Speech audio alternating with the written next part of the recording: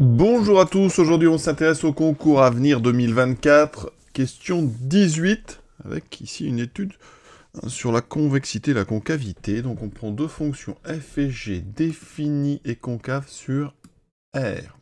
Qu'est-ce qu'on peut affirmer? Le produit est convexe, le produit est concave, la composée f rongée est concave. Quatrième proposition, sans autre information, on ne peut rien conclure. Il faut savoir qu'il y a toujours une réponse et une seule exacte dans ce concours Avenir, donc comment peut-on gérer cette question? Tout d'abord, il faut savoir que quand on est un élève de terminale, ça n'est pas une question facile. Alors, il y a deux options. Soit on va aller chercher la définition de la concavité et la convexité, puis essayer de montrer que l'une des trois positions A, B, C est vraie. Ou alors on cherche des exemples, des contre-exemples. Voilà. Pour les exemples et contre-exemples, alors il faut avoir un petit catalogue de fonctions convexes. Alors, ici, je vais faire une liste des fonctions convexes très simples qu'on peut utiliser. À côté, on mettra les fonctions concaves. Donc, je vais me placer dans le cas où elles sont dérivables deux fois. Donc, on prend f deux fois dérivable. Et on se place ici sur R. Donc, il faut savoir que la fonction, donc ici, f est convexe, ça veut dire que ça équivaut à sa dérivée seconde positive, ou nulle, et f concave, ça équivaut à sa dérivée seconde négative ou nulle. Donc les exemples les plus simples de fonctions convexes et concaves, c'est les fonctions dont la dérivée est nulle. Exemple, on prend donc x, la fonction, je donne les expressions, la fonction qui a x associe x, voilà, ou moins x, les deux dérivées ici sont nulles, donc ce sont des fonctions convexes et concaves, ça c'est vraiment important.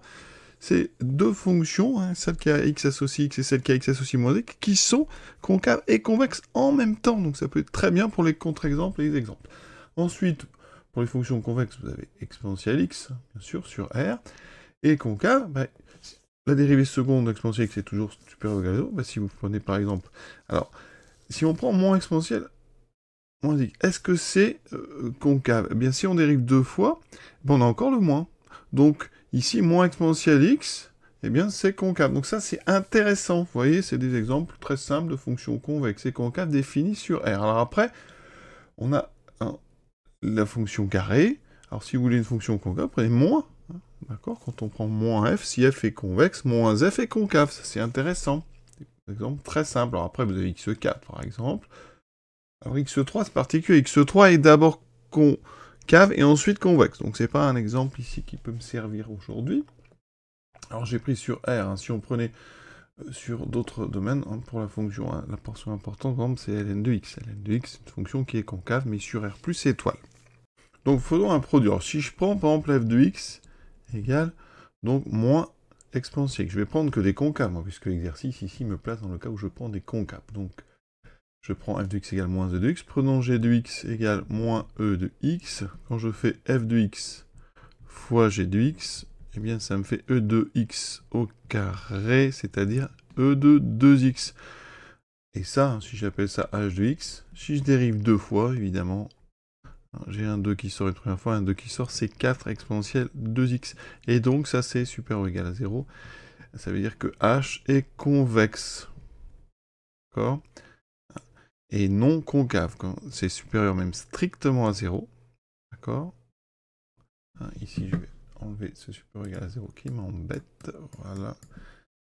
C'est strictement positif. Ça n'est donc pas inférieur ou égal à 0. Elle est convexe non concave. Ça veut dire qu'ici, j'ai un produit de deux fonctions concaves, et le produit n'est pas concave. D'accord? Donc je peux déjà supprimer la B. J'ai un produit de deux concaves qui n'est pas concave. Dans les exemples de fonctions concaves, j'en ai oublié une qui va me servir maintenant. C'est la fonction constante. Les constantes, quand on dérive, ça fait 0. Donc elles sont, elles aussi, à la fois convexes et concaves. D'ailleurs, j'aurais dû le dire tout de suite, les fonctions qui sont convexes et concaves en même temps, mais vous avez les fonctions affines. Donc, sous la forme ax plus b. Donc ici, c'est ce que je vais prendre. Je vais prendre un exemple en prenant la fonction constante, par exemple, égale à 1, ici. On a bien deux fonctions concaves. D'accord? Le produit, cette fois-ci, eh bien, f de x fois g de x vaut moins exponentielle x. D'accord?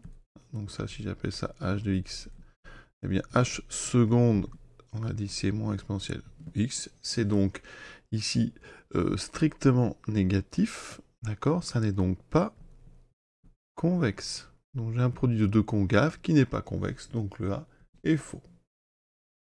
Maintenant, pour la composée, alors, on va prendre des choses simples, moins x, on en prend deux au hasard dans la liste, voilà. Si je fais f rond g de x, c'est donc f que j'applique en g de x. Donc c'est moins x, et à la place du x, je mets moins exponentielle moins x. Et ça me donne exponentielle x. Si ça, j'appelle h de x, on voit bien que h seconde est évidemment strictement positif, donc n'est pas inférieur ou égal à 0, donc n'est pas concave. Ça veut dire que f rond g n'est pas concave. Ça élimine en fait la proposition C. Comme il y en a une qui est exacte, c'est donc la proposition D. Voilà. Alors, trouver des contre-exemples pour les F, c'est pas facile, hein, c'est pas une question qui est en temps comme ça où il faut aller très vite, une question presque à éviter. Alors, on aurait pu essayer de voir si les dérivées secondes étaient positives ou négatives. Dans ce cas-là, on est amené à dériver deux fois. Alors, je vais prendre h de x égale f fois g, donc de x, c'est-à-dire f de x fois g de x. On dérive une première fois, ce qui me fait f' de x, g de x, plus f de x, g' de x. Je dérive une seconde fois, et donc ici f seconde de x, g de x, plus, ici on aura f', g'. Ici on aura un deuxième f', g', donc j'ai deux fois f' de x, g' de x, plus ici f de x, g seconde de x. Voilà. Alors ce qu'on peut dire, c'est que f seconde est négative, puisqu'elle est concave, f, g seconde aussi.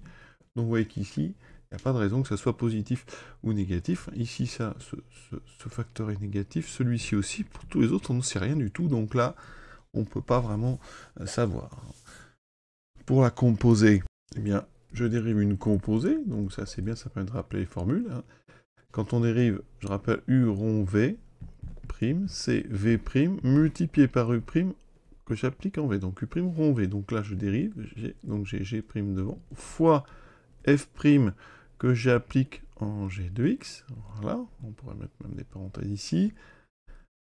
On peut écrire, ensuite on dérive, hein, c'est un produit maintenant, vous voyez, donc si je veux h seconde, je dérive d'abord g, donc j'ai g seconde, fois donc f' rond g que j'applique donc en x, voilà bien sûr, plus g' fois la dérivée de f' rond g, donc j'ai un deuxième g' qui arrive, ça fait un carré, fois f, cette fois-ci je dérive f' seconde rond g. Et là, alors qu'est-ce qu'on peut dire? On sait que donc f seconde, je répète, est négatif, puisque f et g sont concaves, g seconde aussi. Donc là, j'ai quelque chose de négatif. Ici, j'ai un carré, donc ça c'est positif. Ici, j'ai f'. En fait, ça c'est j'ai f seconde que j'applique en g de x. Donc comme f seconde est toujours positif, on peut dire que ça, f seconde est toujours négatif, ça c'est négatif. Voilà, donc c'est... Ici, j'ai donc un produit qui est négatif. J'ajoute ici avec un produit dont le premier facteur est négatif. Par contre, ici, hein, on ne connaît pas du tout le signe de ça. Donc, on est bloqué. Donc, hein, la meilleure façon de faire, c'était de procéder par des contre-exemples et montrer donc qu'on ne pouvait pas conclure. Voilà, une question difficile, je le répète. Toujours intéressante malgré tout. À très bientôt.